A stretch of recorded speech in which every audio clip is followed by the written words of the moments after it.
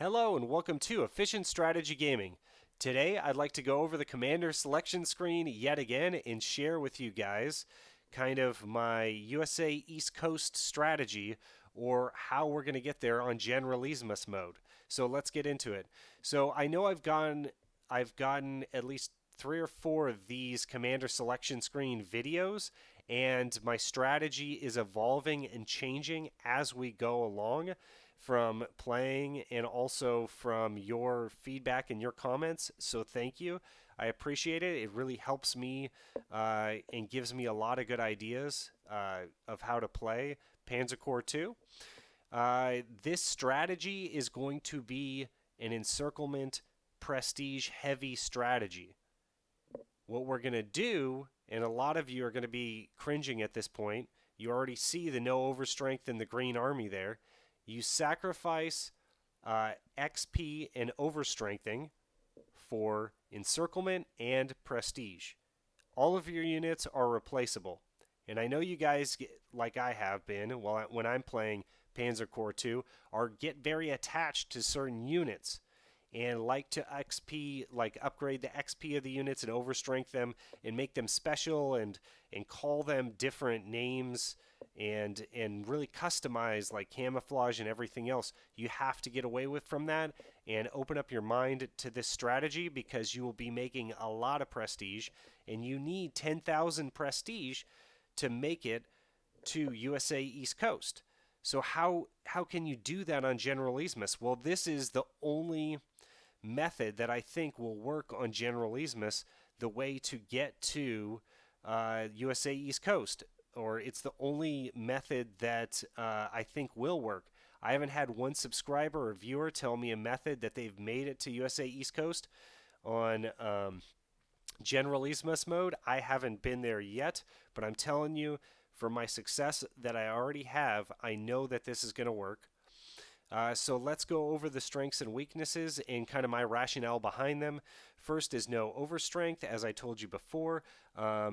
The units are going to be fairly expendable because we have slow modernization and we can't upgrade more than 3 units per mission. So in other words, you can take old units, trade them from prestige, then purchase brand new green units and get all the upgrades that you need, because this only affects existing units. You can always purchase the newer models of tanks and planes in between the scenarios. The next one I want to talk about is Green Army. No elite, only 3 elite replacements per mission. We're not going to be using elite replacements. What we're going to be doing with this strategy is encircling the enemy with very small units and forcing them to surrender. Retrograde gets new equipment 6 months later, so you might not have that variant of the Panzer IV or the Messerschmitt, but you're still going to be able to get by just fine, and it's going to enable a lot of things on the left column here that will get us a lot of prestige and get us to USA East Coast. Inefficient supply has never really affected me when I'm playing the game. I don't know what the deal is there, so I always choose it. The first 2 traits on the strength side give you more core slots. Slots allow you to field a larger army, which has its obvious benefits. The best trait, I think, on this left side is Infantry General, because we're going to be using a lot of infantry. Infantry is quite cheap and expendable, and with the 25% less slots, you're going to be getting somewhere between 6 and 8 more core slots by the time you're deep into Russia, so that's very important. Panzer General. I suggest only using 4 tank divisions throughout Panzer Corps, throughout Barbarossa.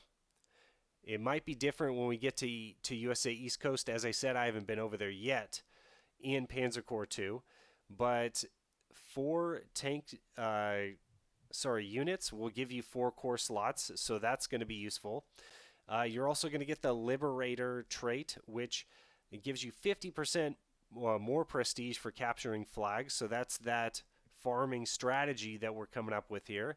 Master of Blitzkrieg, I think you take every time. Basically, all tanks get one movement point and cross minor rivers easier. So this is going to allow you to get in those encirclement situations with your tanks. And it's going to be crucial for this strategy. There are just going to be moments that pop up in the game for you that you need this trait in order to make the encirclement quickly and in order to capitulate whatever unit is in the pocket that you form.